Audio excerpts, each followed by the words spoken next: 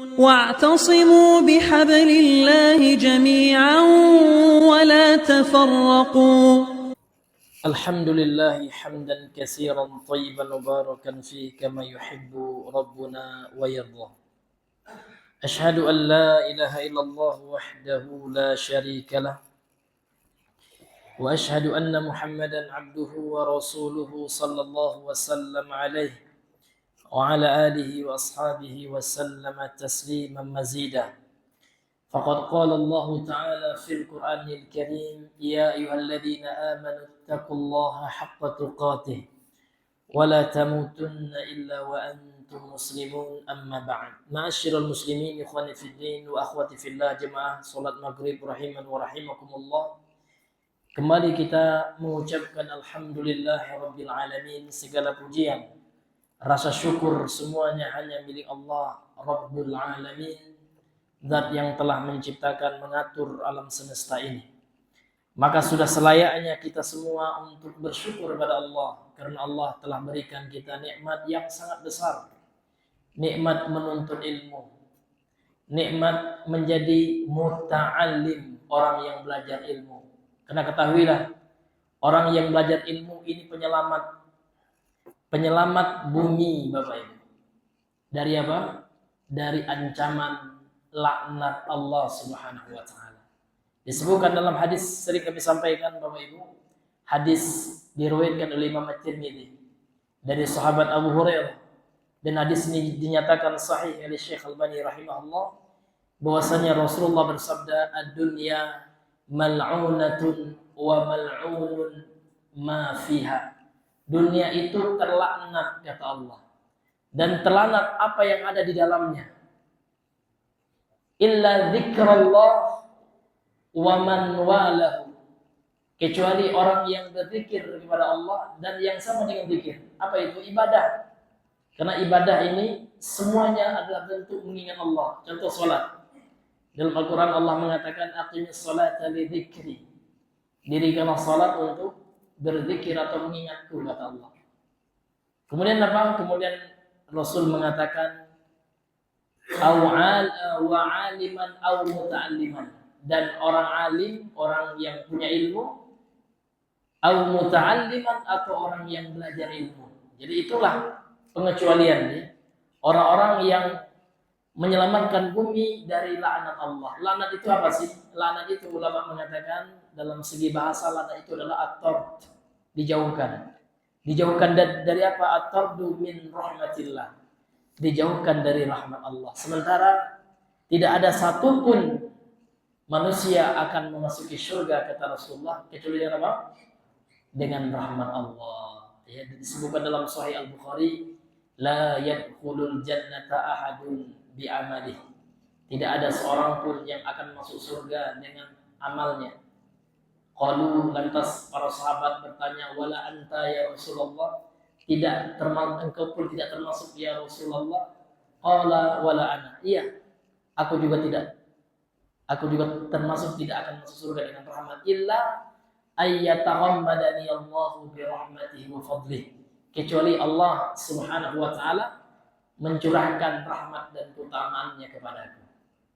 Bahkan kita duduk di majelis ilmu ini, diantaranya adalah untuk memperoleh rahmat Allah itu. Sebagaimana hadis yang sering kita dengar, ya, hadis Sahih Muslim, majtama qaumun fi baitin min buyutillah yatluna kitab Allah wa yatadarasuna fima bainahum illa nazal al-sakinah wa ghasyiyat alaihimur rahmah.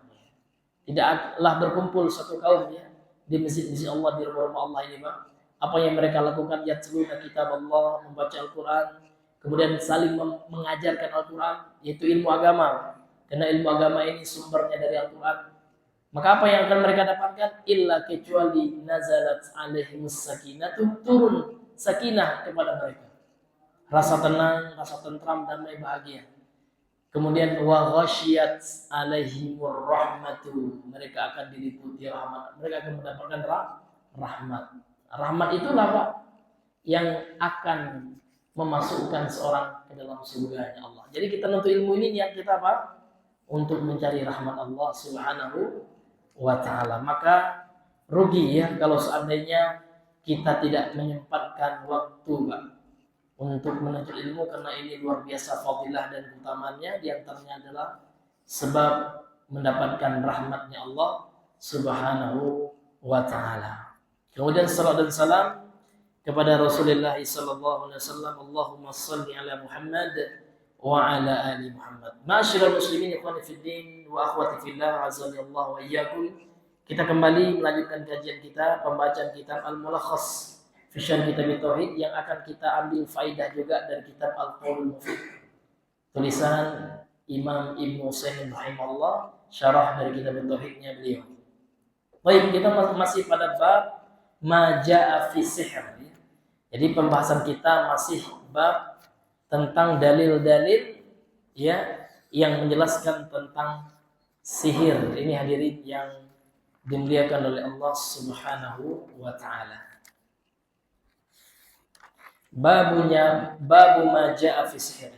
Kemudian kita masuk ya dalil yang berikutnya yang dituliskan oleh penulis dari hadis Nabi sallallahu alaihi wasallam. Qala al-musannif rahimahullah wa an Abi Hurairah radhiyallahu anhu anna Rasulullah sallallahu alaihi wasallam qala, dari Abu Hurairah yang semoga Allah meridainya, sesungguhnya Rasulullah sallallahu alaihi wasallam bersabda, ijtanibus sab'al mubiqat, jauhilah oleh kalian 7 perkara yang membinasakan.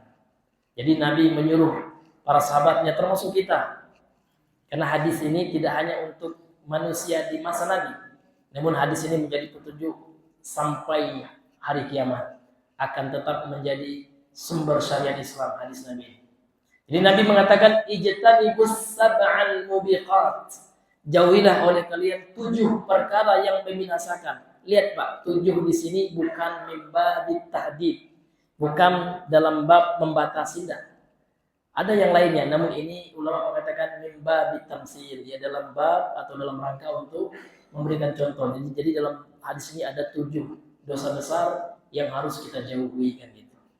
Lantas kemudian para sahabat bertanya, qalu, mereka berkata para sahabat, ya Rasulullah, wahai Rasulullah, wa ma hunna, ya apa yang 7 itu? Qala, lantas kemudian Rasul menjawab, yang pertama asyirku billah, berbuat syirik kepada Allah. Kemudian yang kedua wasihru, dan sihir.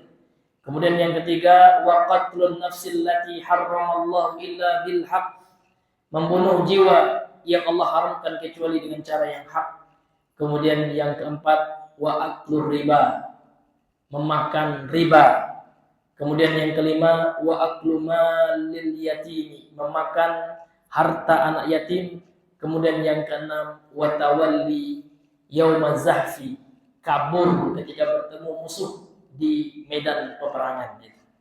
Kemudian yang ketujuh wa qadful muhsanatil ghafilatil mu'minat, menuduh berzina seorang wanita ya, ini jamak ya, wal muhsanat itu wanita-wanita yang menjaga diri dan wanita-wanita yang suci lagi beriman ya, menuduh mereka berzina. Itu arti qazful ya, qazful muhsanat, al-ghafilat al-mu'minat. Al-muhsanat nanti akan kita bahas ya, yang menjaga diri dari zina ya.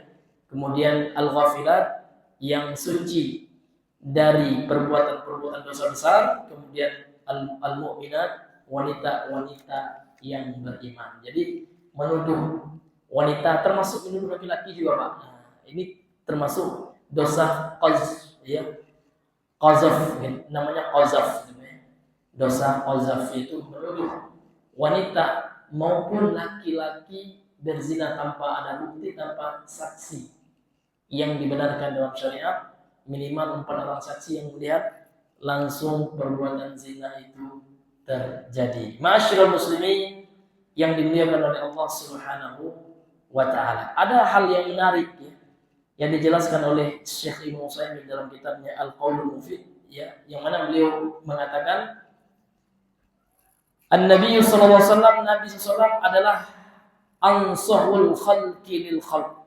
Ya, makhluk atau manusia yang paling senang memberikan nasihat. Itu sifat Nabi. Ya, jadi Nabi itu seorang mubaligh, seorang nasih, seorang pemberi nasihat beliau. Karena beliau mengamalkan agama ini. Agama ini Rasul sendiri bersabda ad-dinun nasihah. Agama ini sendiri adalah nasihat kan gitu. Jadi kata beliau, An-Nabi sallallahu alaihi wasallam ansahul khalqi lil khalqi. Ya, makhluk yang paling memberikan nasihat kepada makhluk yang lain. Pada manusia yang lain. Fa kullu syai'in yadurrun nasa, dan segala sesuatu yang berbahaya atau bermudarat kepada manusia fi dinihim wa dunyahum, pada agama dan dunia mereka, yuhadziruhum minhu, maka Nabi memperingati manusia darinya. Jadi segala sesuatu yang bisa membahayakan dunia dan agama seseorang, pasti Nabi mentahdzir perbuatan itu. Artinya memberikan peringatan. Itu makna tahdzir. Jadi tahdzir ini perlu. Ya, perlu tahdzir. Kalau nggak ada tahdzir, Pak, tidak akan tegak agama ini. Namun terkadang orang salah memahami tahdzir itu bagaimana. Memberikan peringatan itu seperti apa? Tentu si pemberi peringatan atau al-muhadzir ayyakuna aliman bima yuhadziru bihi, ya. Dia harus mengilmui dari hal yang dia peringatkan manusia dengannya. Tapi kalau dia mentahdzir sesuatu tanpa ilmu, ya Pak, ya, hanya modal taklid, nah ini mardud. Ini tidak diterima. Contoh, Pak, saya pernah ditahzir guru saya, Ustadz Al-Fisham rahimahullah, guru saya di Padang. Ujung-ujung ada teman yang saya lihat casingnya kayak sunnah juga, pakai jenggot, tiba-tiba dia bilang, hati-hati, Ustadz itu sururi katanya. Apa itu sururi? Saya katakan itu alif binawi ini. Nah, sekarang tolong jelaskan dalilnya, datanya Pak, di mana beliau sururi dan apa itu akidah sururiyah itu, dan bagaimana, ya, prinsip akidah sururiyah itu dengan data, ya kan, dengan argumentasi. Oh, kali itu saya nggak tahu. Nah, yang bilang Ustadz saya, nah, ini muqallid ini. Tahukah kita, Pak, taklid itu pada dasarnya tidak dibenarkan dalam Islam. Apa itu taklid? Taklid adalah menukilkan suatu pendapat tanpa mengetahui hujahnya. Ya, menukilkan suatu perkataan tanpa tahu argumentasi dalil dari perkataan itu taklid. Nah, maka Ahlussunnah jauh dari nama taklid. Kita harus bertanya hujahnya apa? Apa dalilnya? Ya, karena Allah yang mengajarkan kita. Ya, coba kita buka surah Al-Baqarah itu. Allah mengajarkan kita untuk bertanya dalil. Apa kata Allah? Qul hatu burhanakum in kuntum shadiqin. Qul, katakan wahai Muhammad. Jadi Allah nyuruh Nabi Muhammad, ya, berhujah dengan orang musyrik itu. Hatu, datangkan burhanakum, dalil kalian, hujah kalian gitu. In kuntum shadiqin, kalau seandainya kalian merasa orang-orang yang jujur. Mana dalilnya? Tapi kalau dalilnya hanya kata ustaz, nggak bisa.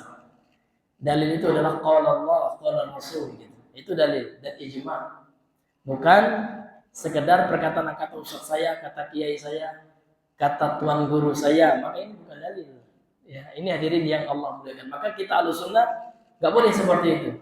Kita bukan sufi gitu ya, yang mereka di hadapan guru mereka seperti mayat yang tidak bisa bergerak, seperti mayat yang dimandikan. Apa kata guru? Ya, iya, persis seperti mayat. Mayat itu kan kalau dimandikan nggak protes, ya kan?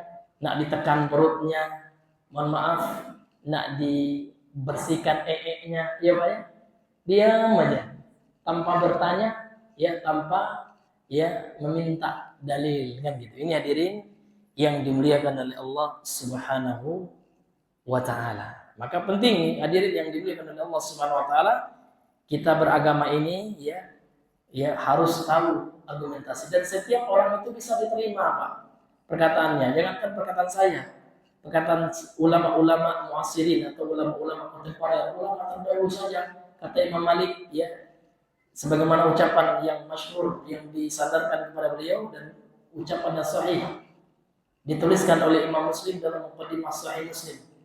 Kemudian dinukilkan juga oleh Syekh Albani dalam kitab Sifat Salat Nabi. Apa kata Imam Malik? Kullun yukhadhu wa yuraddu min qawlihi illa ya sahib hadzal qabr. Illa sahib hadzal qabr. Yang artinya kata beliau setiap orang itu bisa diterima dan dipakai dan ditolak perkataannya. Yukhadhu itu diterima, wa yuraddu dan ditolak. Siapapun gitu.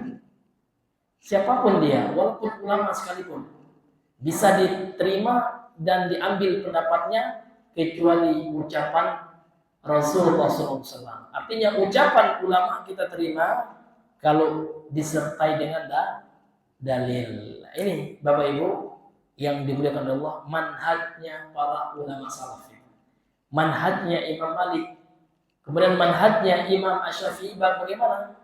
Beliau mengatakan idza shahhal hadisu fa huwa madhhabi. Kalau hadisnya sahih, maka itulah pendapatku. Itulah ya ijtihad hasil dari ijtihadku kan gitu. Itulah madhabku. Madhab itu adalah hasil dari pendapat seorang imam. Setelah mereka mengolah dari Al-Quran dan Sunnah serta ilmu-ilmu alat lainnya yang mereka miliki, maka menghasilkan sebuah ijtihad, itulah madhab. Maka sering disingkat madhab itu dengan madhaba ilaih. Ini hadirin yang dimuliakan oleh Allah Subhanahu wa ta'ala. Baik, jadi kita tahu Pak ya, bahwa Nabi Muhammad itu adalah manusia yang paling peduli dengan manusia yang lainnya dalam memberikan nasihat. Maka segala sesuatu yang merusak, segala sesuatu yang membahayakan dunia dan akhirat, ya, pasti akan diberikan nasihat oleh Nabi. Ya. Walihada, maka oleh sebab itu, qala Rasulullah bersabda dalam hadis ini, kata Imam Ibnu Utsaimin, ijtanibu, yang artinya apa? Ijtanibu ini Pak, jauhilah dari ijtanaba ya, fil amr ya, ijtanibu, yang artinya jauhilah oleh kalian. Maka kata beliau dari sisi bahasa, ijtanibu ini hiya ablagu min qawli utruku, dia lebih sampai, lebih mengena gitu ya, lebih dalam daripada ucapan utruku. Ijtanibu ini lebih dalam maknanya, lebih ablag gitu ya, daripada utruku. Kalau utruku tinggalkanlah, kan itu terjemahannya. Tapi kalau ijtanibu, jauhilah. Setiap orang menjauhi pasti meninggalkan Pak. Ini kaidah. Setiap orang menjauhi sesuatu pasti dia meninggalkan. Namun tidak setiap orang yang meninggalkan sesuatu dia menjauhinya, enggak. Misalkan ada orang yang enggak merokok, dia hanya sekedar meninggalkan rokok, Pak. Namun masih dekat dengan rokok, bahkan masih menjual rokok, padahal dia tidak merokok. Artinya dia baru meninggalkan, belum menjauhi. Tapi kalau menjauhi apa? Kata beliau, wahia ablaqu min qawli utruku li'anna al-ijtinaba, karena ijtinab itu maknanya adalah antakuna fi janibin wahia fi janibin akhar. Engkau berada dalam satu sisi, satu tempat ya, dan sesuatu yang dijauhi itu berada di sisi lain. Wa hadza yastalzimul bu'da anha, dan ijtinab itu berkonsekuensi atau melazimkan seseorang itu menjauhi dirinya dari yang dia jauhi itu. Nah, wajtanibu ay utruku bal ashaddu min mujarradi tarki. Ijtanibu itu artinya jauhilah, yaitu tinggalkanlah, akan tetapi dia lebih asyad ya, lebih daripada sekedar meninggalkan. Itu ijtanibu. Li'annal insana, kata beliau, karena manusia itu qad yatruku syai'a, terkadang meninggalkan sesuatu wa huwa qaribun minhu, sedangkan dia masih dekat dengan sesuatu yang dia tinggalkan itu. Contoh itu Pak ya. Kita ambil contoh orang yang meninggalkan rokok. Namun hanya meninggalkan, belum menjauhi. Terkadang dia masih dekat dengan rokok, dan tidak jarang pula ada orang yang enggak merokok Pak, namun masih menjual rokok. Ini contoh ya. Berarti dia belum menjauhi Pak. Karena kalau menjauhi itu Pak, yatrukuhu ma'a al-mu'di minhu. Karena yang menjauhi itu adalah dia meninggalkan sesuatu dan dia menjauhkan dirinya dari sesuatu yang dia tinggalkan itu. Kalau hanya sekedar meninggalkan, ada kata beliau, terkadang orang meninggalkan sesuatu wa huwa qaribun minhu, namun dia masih dekat dengan sesuatu itu. Paham Pak ya? Iya, artinya ya, sabda Nabi ini luar biasa. Nabi tidak menggunakan diksi untuk enggak, namun ijtanibu, yang memberikan manfaat lebih daripada sekedar meninggalkan. Kita tinggalkan 7 perkara yang membinasakan ini dengan menjauhkan diri dan anak keluarga kita dari perkara-perkara yang bisa menjerumuskan kepada 7 perkara yang membinasakan ini. Nah, ini hadirin yang dimuliakan Allah. Ini faedah lughawiyah yang sangat luar biasa daripada Imam Ibnu Utsaimin rahimahullah. Karena beliau, Bapak Ibu ya, untuk diketahui Syekh Utsaimin ini, beliau itu terkenal dengan fikih, seorang faqih minal fuqaha al-mu'asirin ya. Ahli fikih kontemporer beliau ya, ahli fikih yang hidup di masa kita ini, namun juga ahli bahasa. Buktinya apa? Buktinya dengan karangan beliau, tulisan beliau. Beliau punya syarah al-Jurumiyah. Bisa di-download, bisa dibeli Pak ya. Syarah buku bahasa Arab untuk dasar, nahwu dasar. Kemudian beliau juga punya buku syarah Alfiyah Ibnu Malik. Nah, itu buku tingkat menengah dalam bahasa Arab, nahwu ya. Beliau juga punya syarahnya menunjukkan beliau adalah pakar bahasa juga. Jadi beliau seorang faqih dan lughawi, nahwi ya. Beliau seorang ahli nahwu ya, Imam Ibnu Utsaimin rahimahullah taala rahmatan wasi'ah. Itu Pak ya, beda antara ijtanibu dan utruku. Jadi ijtanibu ini memang betul-betul kita meninggalkan dengan menjauhi diri kita dari perkara itu. Kalau utruku Pak, kalau meninggalkan, nah, terkadang seorang meninggalkan sesuatu namun ya dia masih dekat dengan sesuatu itu. Berarti dia hanya sekedar meninggalkan, belum menjauhkan dirinya. Maka ya ungkapan ijtanibu ini lebih ablah gitu ya. Lebih dalam maknanya daripada sekedar utruku. Ini Bapak Ibu yang Allah muliakan. Kemudian kita lanjutkan dengan syarah hadis ini. Qala syarihu hafizahullah, berkata pensyarah kitab yaitu Syekh Shalih Al-Fauzan dalam kitabnya Al-Mulakhas ini.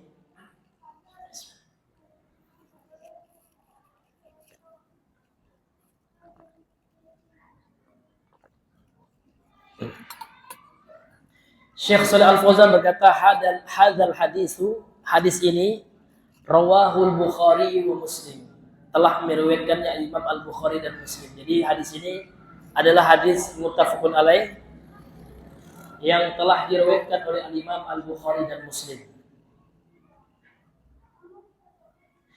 Ijtanibu itu artinya ya ab'adu ya, mereka ya menjauhi. Ib'adu ya, ijtanibu artinya jauhilah gitu ya, ib'adu ya.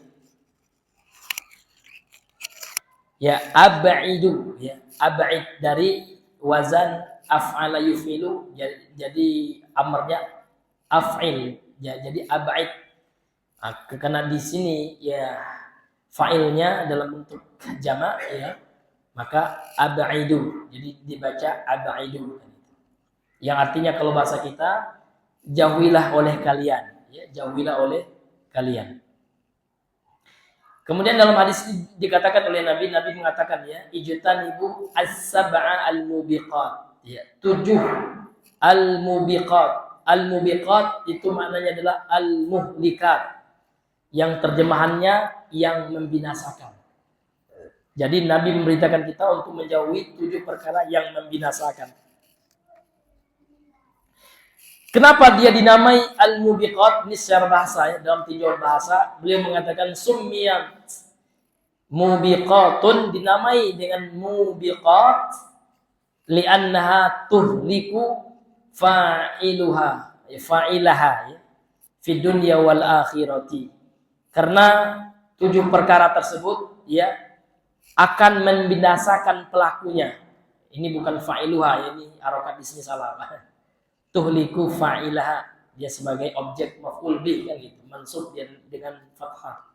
Liannaha tuhliku fa'ilaha, karena dia ini domir ha ini, dia ini kembali kepada as-sab'a al-mubiqat tadi.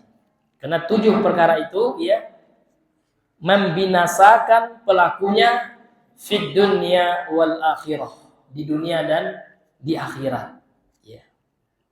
Jadi ini bahaya sekali Pak ya, ini bahaya, ini tahdzir namanya, ini peringatan.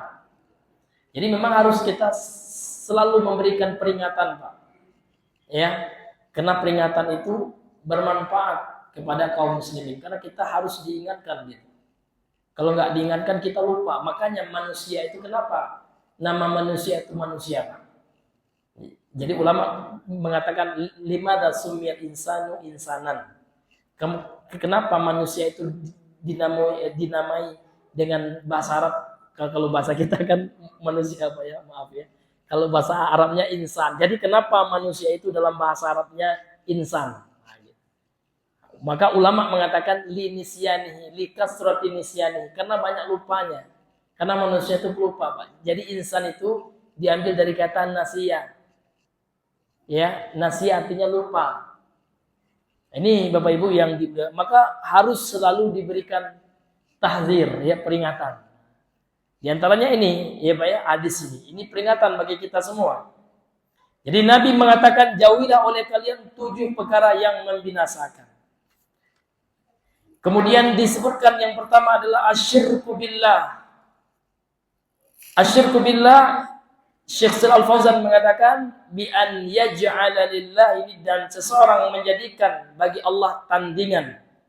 Yad'uhu, yang dia sembah, yang dia berdoa kepada tandingan itu. Wa yarjuhu, dan dia mengharapkan keberkahannya, syafaatnya. Wa yakhafuhu, dan dia takut kepada tandingan bagi Allah Subhanahu wa taala tersebut, yang dia sekutukan Allah dengan tandingan tersebut. Ini Pak. Ini dimaksud dengan syirik fil uluhiyah. Syirik di dalam peribadahan. Karena doa itu ibadah, roja itu ibadah, khauf itu ibadah. Roja dan khauf ini khusus ibadah hati. Sementara doa ini ada 3 ibadah Pak ya. Yang pertama ibadah hati. Karena orang yang berdoa itu tentu hatinya mengharapkan pengkabulan doa. Kemudian juga ibadah lisan. Karena dia mengucapkan sesuatu, yaitu doa yang dia lanturkan. Kemudian ibadah fi'liyah atau ibadah anggota tubuh, karena dia mengangkat kedua tangannya tatkala berdoa. Nah, jadi ini semua yang beliau definisikan ini syirik dalam uluhiyah. Sementara ada syirik dalam rububiyah. Syirik dalam rububiyah ini juga banyak terjadi Bapak Ibu. Seperti seseorang yang meyakini ada selain Allah Subhanahu wa taala yang mampu mengatur alam semesta ini.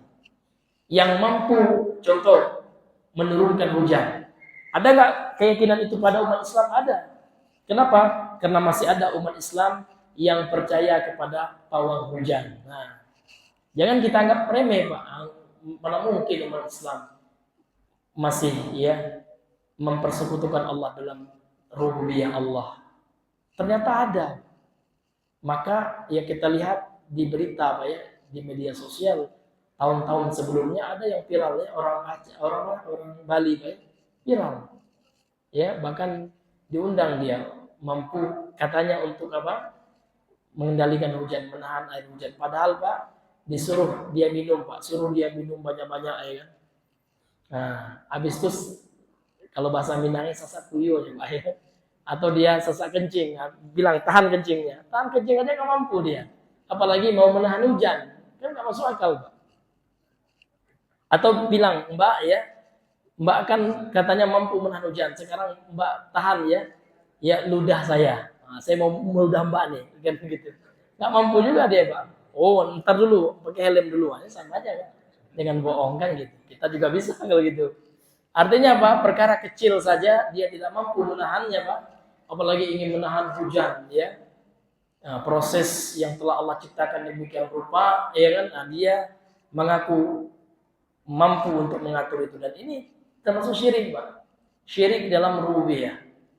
Kemudian masih ada juga Pak masyarakat kita yang percaya kalau ada penunggu suatu tempat diyakini angker Pak ya, angker. Ini ada penunggunya katanya. Jadi sehingga kalau dia menempuh tempat itu dia harus minta izin dulu kepada penunggu tempat itu. Nah, kalau di Minang Pak, ya minta izin dulu. Inya sama inya katanya. Nah, kenapa harus minta izin sama inya gitu Pak? Dan ini tradisi jahiliyah Pak. Orang kafir jahiliyah, orang kafir Quraisy dahulu, memang kebiasaan seperti itu. Kalau mereka memasuki suatu lembah Pak, mereka akan minta izin sama jin yang mereka yakini menguasai lembah itu. Maka turunlah firman Allah dalam surah Al-Jin itu. Apa bunyinya Bang? Ya.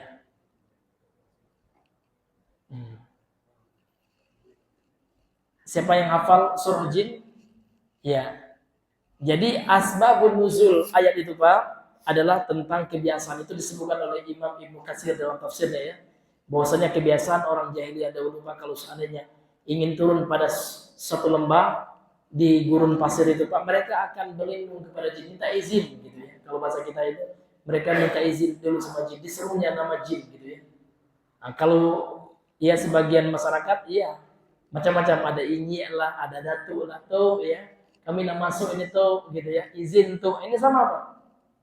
Iya. Iya. Saya lupa awalnya ya uduna ya. Iya. Awalnya apa? Lupa saya.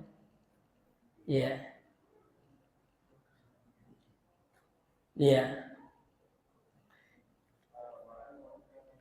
Nah, wa annahu kana rijalun minal insi ya'uduna birijalin minal jinni fazaduhum rohaqo. Ini bisa Bapak tafsir, Bapak baca di tafsir Pak ya. Surah Al-Jin itu surah ayat berapa? Lupa. Ayat 6 kan? Nah, iya. Wa annahu kana rijalun minal insi ya'uduna birijalin minal jinni fazaduhum rohaqo. Dahulu, ya kan? Sesungguhnya dahulu kata Allah ya, ada sekelompok manusia ya'uduna, mereka memohon perlindungan dengan sekelompok jin. Maka itu tidak menambahkan apa-apa. Tidak menambahkan perlindungan, enggak, nihil gitu ya. Jin itu tidak mampu melindungi mereka, bahkan akan menambah kesesatan ya kepada manusia tersebut. Rohako, kecelakaan, kesesatan, yaitu maknanya. Ini bisa ditafsirnya bahwasanya kata Imam Ibnu Katsir, ya kebiasaan orang-orang kafir Quraisy dahulu sebelum Islam ya, sebelum masuk hidayah tauhid kepada mereka, mereka selalu memohon perlindungan, Pak, tolonglah ya, minta tolong sama jin. Termasuk minta tolong juga minta izin. Karena orang itu minta izin, Pak, untuk apa? Mereka minta izin karena ada keyakinan bahwasanya yang dia minta izin itu punya kekuatan, mampu untuk melindungi mereka. Nah, makanya mereka minta izin. Bahkan ada juga di antara mereka, kalau kita nggak minta izin sama penunggu tempat ini, anak nanti ya celaka wak katanya. Iya, sial, beku ado sih yang lupa jalan, sasih jalan katanya. Tersesat dia katanya. Jadi kalau dia nggak minta izin sama penunggu tempat itu, nanti sesat dia katanya. Itu karena ada keyakinan mereka ada selain Allah yang menjadi penguasa satu tempat. Nah, ini syirik dalam rububiyahnya Allah Subhanahu wa taala. Dan itu pernah pribadi Pak saya alami. Ya, pernah juga saya ceritakan Pak ya. Sekitar tahun 2010-an saya pernah ikut abang proyek Kemendahara itu. Ya, di daerah Tungkal itu ya. Bukan Tungkal, Sabak Pak ya. Sabak arah Kemendahara itu. Jadi waktu itu ya saya tinggal sama ini ya, sama pekerja lah ya, proyek irigasi. Jadi dapat proyek irigasi, jadi kepala proyeknya abang waktu itu Pak ya. Jadi ada anak buah beliau yang di lapangan. Saya ikut di lapangan waktu itu. Jadi waktu itu Pak kami beli ini Pak ya, beli minyak. Jadi pas beli minyak itu Pak dengan pompong itu kan, kami menempuh satu tempat itu di Sungai Batanghari itu. Kata ke kawan-kawan itu, ayo ini angker ntar tempatnya. Kita harus minta izin ya. Kita harus menyebut nama ini itulah Pak ya. Saya bilang ngapain nyebut nama? Oh bahaya ntar kualat kita gitu ya. Ya kan akhirnya saya diam aja. Yang penting saya sudah ingatkan ngapain minta itu kan. Maka pas balik itu saya bilang semuanya. Tadi itu Bapak kenapa kok seperti ya takut ini tempatnya angker, ada penunggunya gitu ya. Ada apa katanya suatu sosok lah, ada penunggunya itu sakti gitu ya. Kalau seandainya kita nggak minta izin ya, nanti kita kualat. Jadi Bapak takut sama dia, takut. Subhanallah saya bilang. Kenapa Bapak nggak takut sama Allah? Siapa yang menciptakan makhluk itu sih? Allah katanya. Bapak nggak sholat ini, Bapak nggak takut sama Allah. Seharusnya kita nggak sholat takut kita dapat kualat. Ini yang menyebabkan kualat itu, bukan penunggu tempat itu, gitu kan? Allah yang memberikan kualat kalau kita tidak menjalankan perintah Allah. Maksiat, ya, yang membuat datangnya petaka itu. Kita nggak sholat, nah ini kualat nanti. Kalau nggak di dunia, di akhirat dapat batunya kan. Nah itu Pak, karena nggak ada ilmu tentang tauhid seperti itu. Ya, manusia lebih takut kepada makhluk-makhluk seperti itu yang tidak ada apa-apanya di sisi Allah, malah nggak takut sama Allah. Karena kalau takut mereka sama Allah, Pak, mereka pokoknya nggak sholat begitu ya. Subhanallah. Bahkan ada juga Pak, dapat duit beli minum mereka. Nggak takut sama Allah. Sementara dengan perkara syirik itu mereka takutnya luar biasa. Na'udzubillah min dzalik. Begitu Pak ya. Sedih kita melihat keadaan masyarakat kita di lapangan. Ini pentingnya ilmu tauhid. Kalau orang belajar ilmu tauhid, insya Allah Pak, dia tahu mana yang harus dia takuti dalam kehidupannya. Apakah Allah ataukah makhluk-makhluk yang tidak jelas itu? Tidak. Orang kafir aja bilang mitos gitu ya. Mitos kata mereka, mitos itu. Ketawa Pak, orang kafir yang punya pendidikan tinggi. Gak percaya mereka gitu. Umat Islam seharusnya jauh dari perkara tahayul khurafat yang seperti itu karena mereka telah mempelajari tauhid. Nah, ini Bapak Ibu yang Allah muliakan. Maka ada sunnah Nabi, mungkin Bapak Ibu sudah tahu semua. Gak apa-apa kita ulangi Pak. Maka Nabi mengatakan apabila seseorang masuk turun kepada suatu lembah ya, maka supaya tidak diganggu oleh makhluk-makhluk Allah, makhluk-makhluk jahat itu, maka baca doa. Bagaimana doanya Bang Jal? A'udzu bikalimatillahi tamma min syarri ma khalaq. Itu doanya, bukan minta izin, Pak. Bukan minta izin sama Inye, sama Angku, enggak. Namun minta perlindungan kepada Allah dengan kalimat-kalimat Allah yang sempurna. Itulah orang yang mengesahkan Allah, ya. Orang yang jauh dari kesyirikannya. Syirik luar biasa. Ini syirik, Pak. Kemudian apalagi yang kedua? Wasihru, dan sihir, ya. Nah, itulah yang dibahas dalam bab ini. Asyirku billah, kemudian wasihru. Dan sihir telah kita bahas supaya ya bahwasanya sihir itu ya secara bahasa sihir itu adalah sesuatu yang samar-samar, itu secara bahasa. Jadi sihir itu ma khafiya wa latufa sababuhu. Segala yang khafiya itu samar dan halus sebabnya. Itu sihir menurut bahasa. Kemudian sihir menurut istilah ini telah kita bahas supaya seseorang ya menggunakan bantuan jin-jin kafir ya untuk apa? Untuk memberikan kemudaratan kepada orang yang dia sihir. Yang menggunakan perantara jin-jin kafir ya. Dengan cara apa? Dengan cara memberikan bentuk kesyirikan kepada jin tersebut. Ini sudah kita bahas ya. Sudah dijelaskan oleh penulis ya, oleh pensyarah kitab ini definisi sihir tersebut ya. Kemudian apa lagi? Wa qatlun nafsin lati harramallah. Itu yang ketiga ya, membunuh jiwa yang Allah haramkan ya, illa bil haqq, kecuali dengan cara yang benar. Dengan cara yang benar itu nanti kisos ya, kisos. Ya, kalau kita membunuh orang dalam Islam ya dibunuh juga kalau orang yang membunuhnya dengan cara sengaja. Namun sekali lagi Pak ya, kita sering ingatkan kisos ini hanya dieksekusi oleh pemerintah kita yang sah gitu ya, berdasarkan instruksi Bapak Presiden ya, sesuai dengan undang-undang negara kita.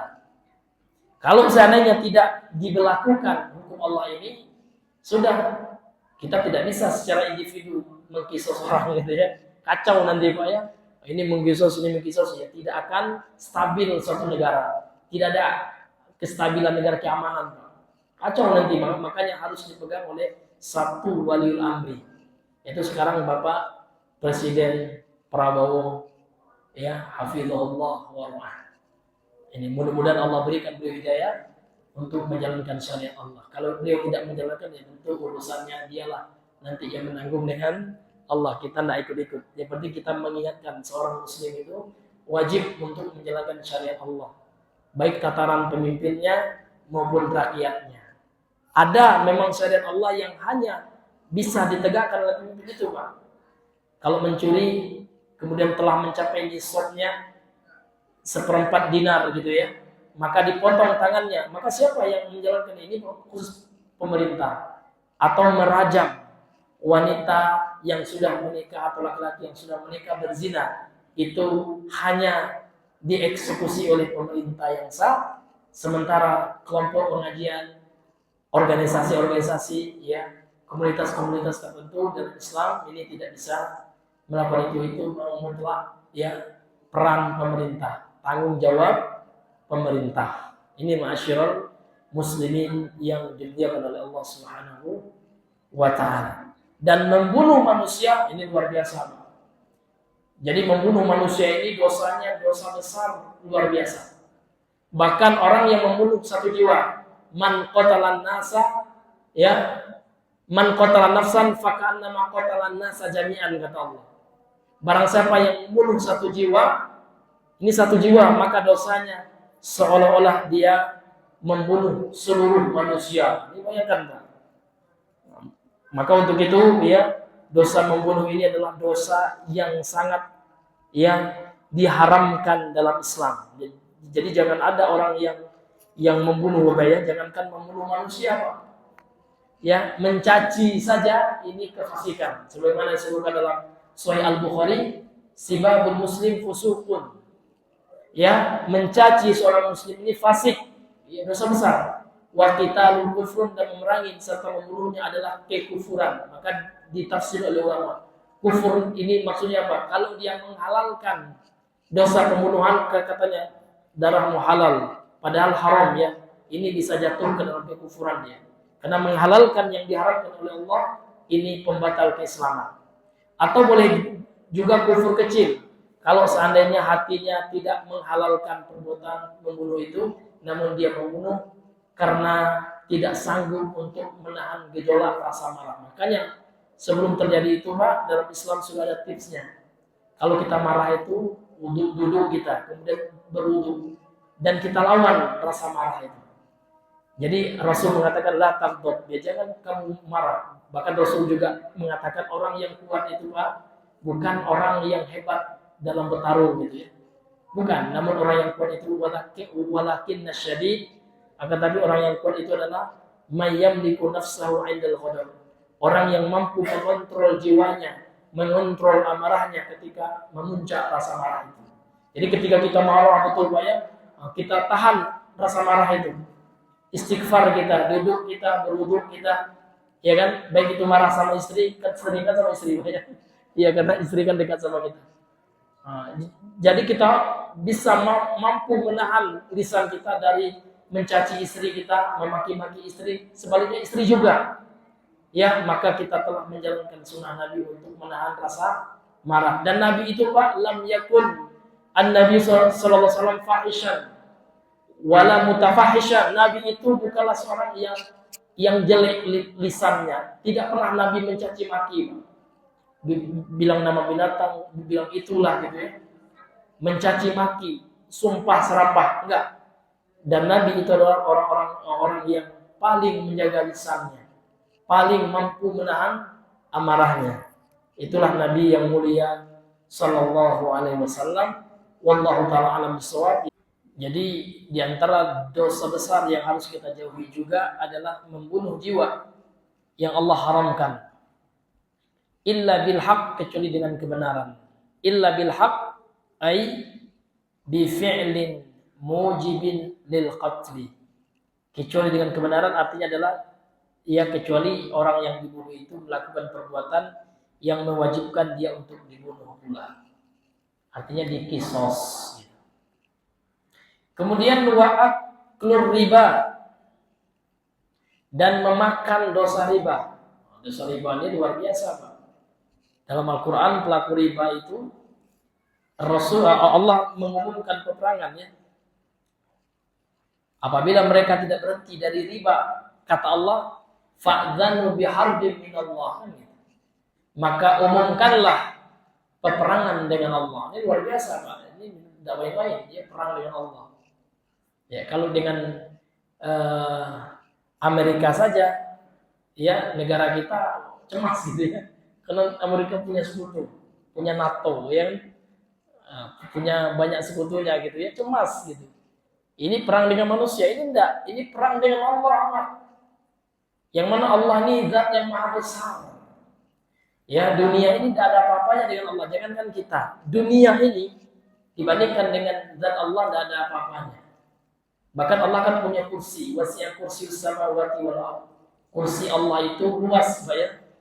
Meliputi langit dan bumi. Ya luasnya kursi Allah itu luasnya kursi samawati wal ardh. Gitu ya. Dan kursinya Allah itu Pak, ya kecil sekali dibandingkan dengan arasy makhluk Allah yang terbesar. Jadi dunia ini disebut dalam hadis sahih Pak ya. Dunia ini kalau dibandingkan dengan kursinya Allah bagaikan gelang yang dibuang di padang pasir yang luas itu. Kan tidak ada ya tidak ada artinya gitu dunia ini Pak ya dibanding kursinya Allah. Kursinya Allah kata Rasulullah ya dibandingkan dengan arasy-Nya Allah ini sama bagaikan gelang yang dibuang di hamparan luas padang pasir yang tidak bertepi, luas sekali Pak, luar biasa. Kalau padang pasir yang di Sahara itu ya, yang padang tandus itu, ya kayak nggak ada tepinya, gitu. Luas luar biasa. Ya, ratusan juta hektar itu. Nah, jadi itu kursinya Allah. Jadi bagaimana dengan kita? Kan gitu, nggak ada apa-apanya Pak. Ya kan? Coba kita bayangkan semut mau diinjak gajah, gitu ya, nggak ada apa-apanya semutnya. Perbandingan semut dengan gajah, kita dengan Allah nggak ada apa-apanya, lebih lagi Pak ya. Nah, maka yang diajak berperang ya oleh orang pelaku riba adalah Allah. Maka untuk itu tinggalkanlah riba itu. Tidak akan ya miskin, ya tidak akan mati, tidak makan kita dengan memakan riba aja Pak ya. Tidak. Karena rezeki kita siapa yang nanggung Pak? Allah. Jangankan kita cacing aja Allah yang nanggung rezekinya. Nah, terkadang Pak kita lupa akan hal itu kan. Jadi di alam arwah Pak atau ketika di perut ibu kita kan disebutkan dalam hadis sahih itu kan.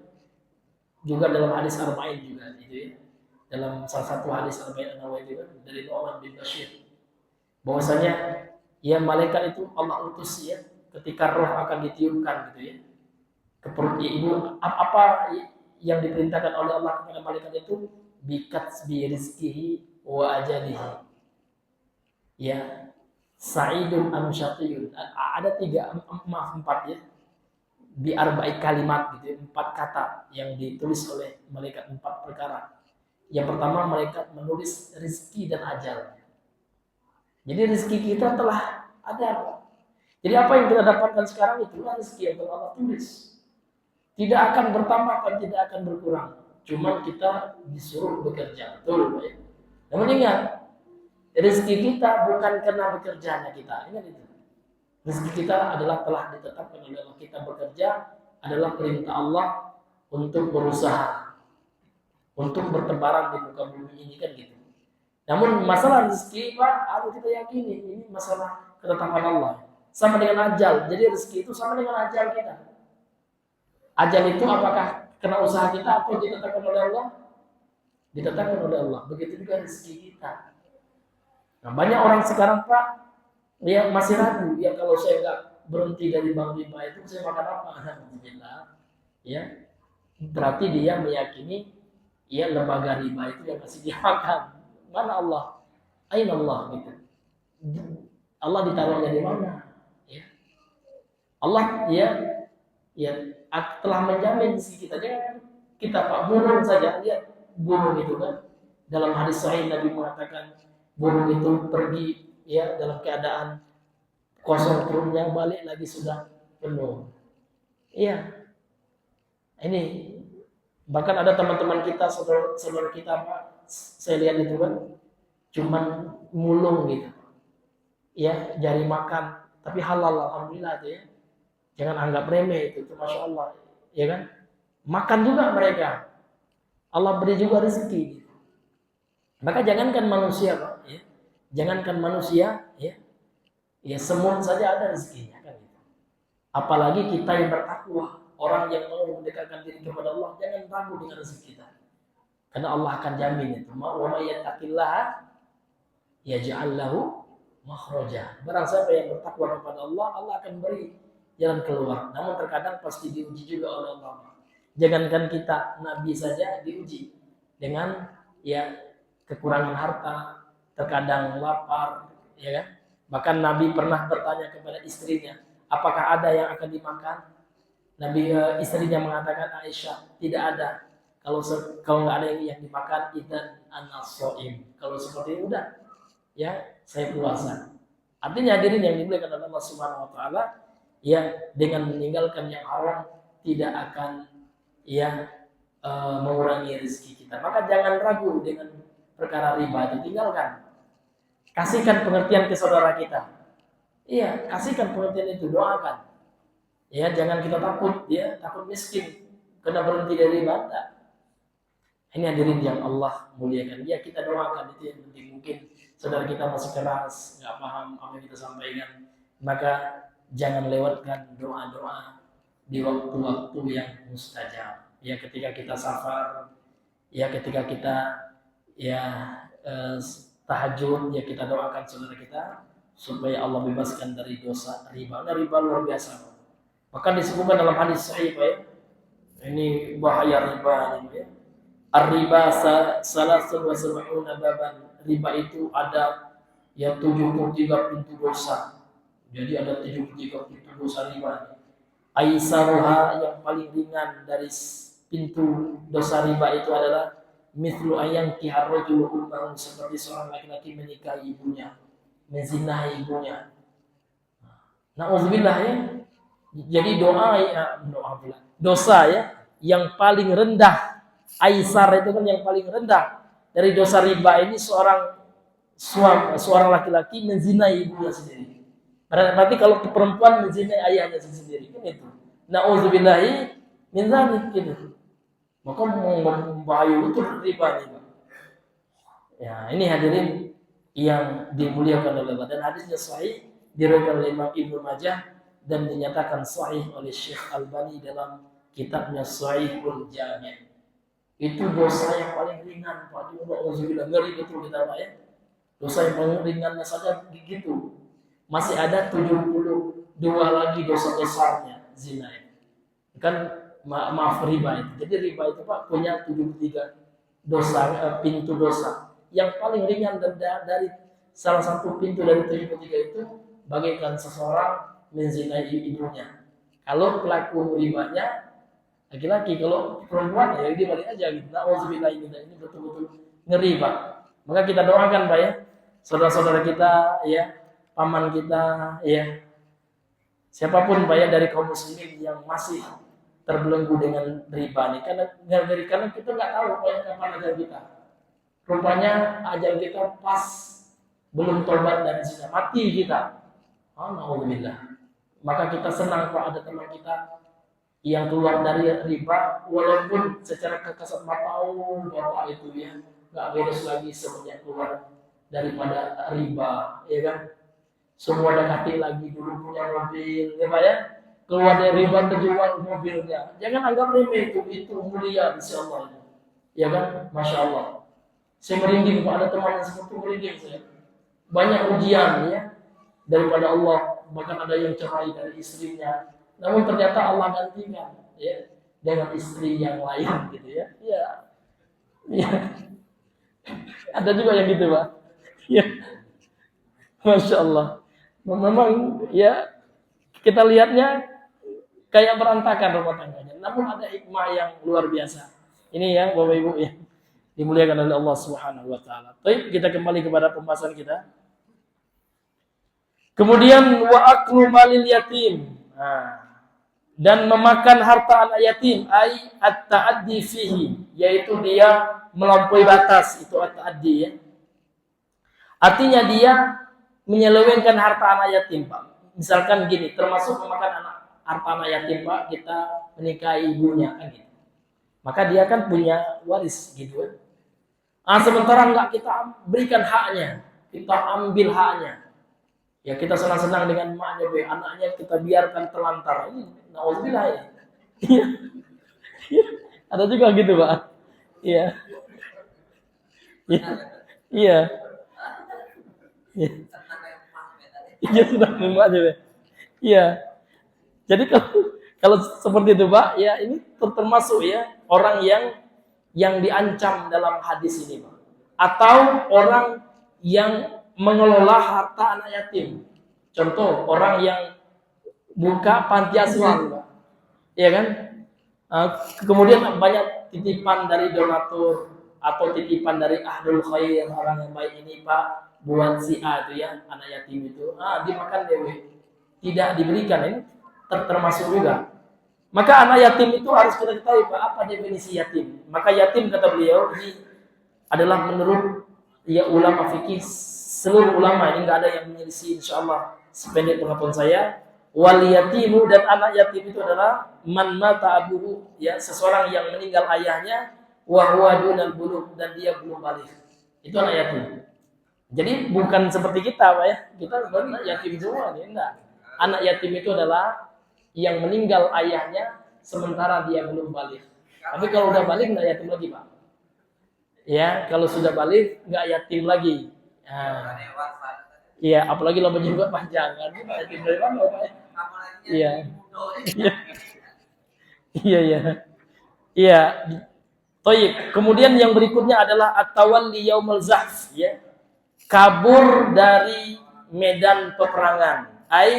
Al-idbar itu artinya berpaling. Min wujuhil kufar, dari menghadapi orang kafir, waqtal qital, pada waktu berperang. Ini Pak, dosa besar.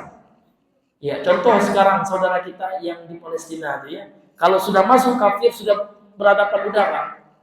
Ya, namun harus dalam perang yang syar'i, bukan perang yang enggak syar'i. Contoh perang yang enggak syar'i, tawuran antar warga, enggak apa-apa, kabur aja kita.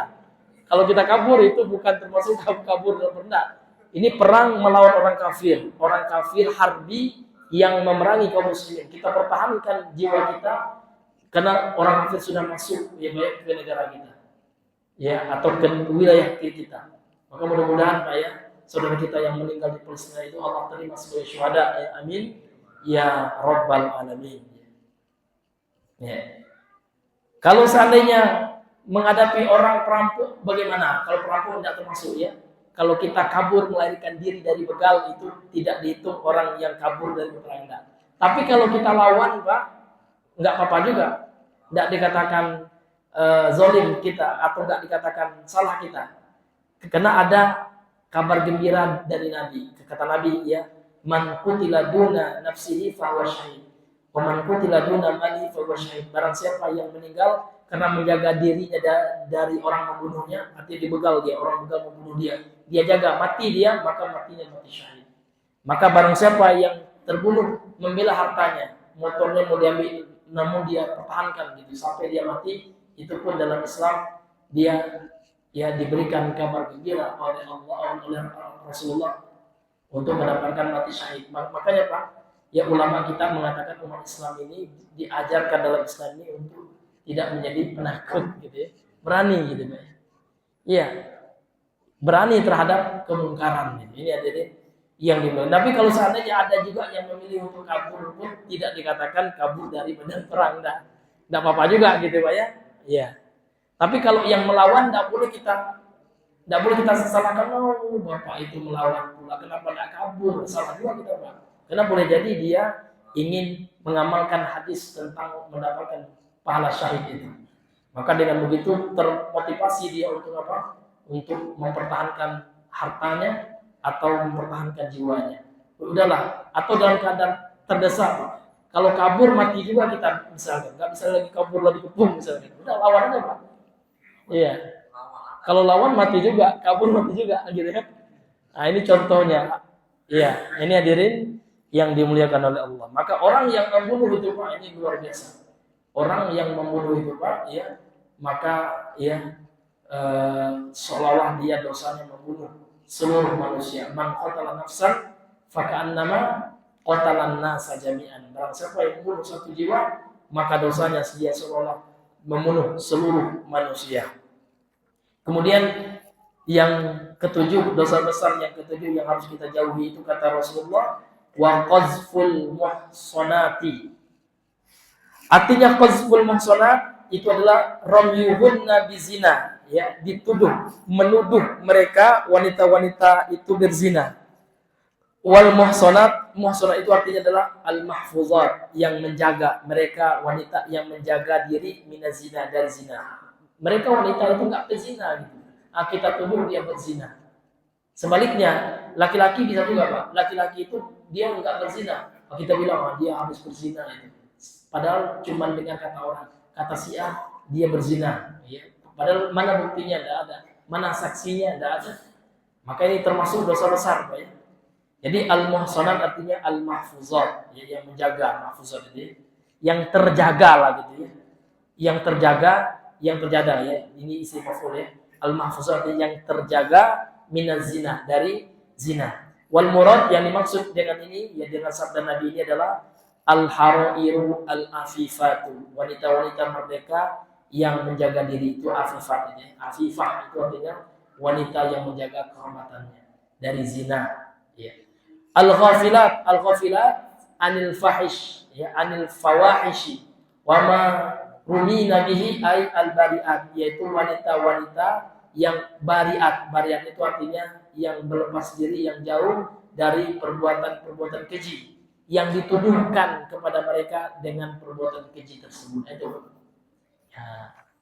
Maka termasuk dosa besar adalah menuduh wanita-wanita baik berzina, termasuk menuduh seseorang laki-laki, Pak ya, yang tidak ada bukti, tidak ada saksi ya, dia berzina, kita tuduh dia berzina, ini dosa besar, Pak. Ini qazful namanya, qazaf ya, sering diungkapkan dengan dosa qazaf ya, dosa menuduh zina orang lain yang tidak ada bukti. Ya wallahu taala alam bisawab ya. Itulah ya 7 perkara yang diwanti-wanti oleh Nabi untuk kita jauhi. Mudah-mudahan Bapak Ibu sekalian, para ikhwan akhwat sekalian, kita mampu menjauhkan diri kita terutama sekali, kemudian keluarga kita dari 7 dosa yang membinasakan ini. Mudah-mudahan ya Allah berikan kita hidayah untuk bisa menjauhinya. Amin ya rabbal alamin. Kemudian pembahasan yang berikutnya karena mengingat waktu ya insyaallah akan kita lanjutkan pada pertemuan yang berikutnya kalau seandainya Allah masih berikan kita yang umur yang panjang, kalau Allah masih takdirkan kita untuk berjumpa kembali. Subhanakallah wa bihamdika asyhadu an la ilaha illa anta astaghfiruka wa atubu ilaik. Assalamualaikum warahmatullahi wabarakatuh.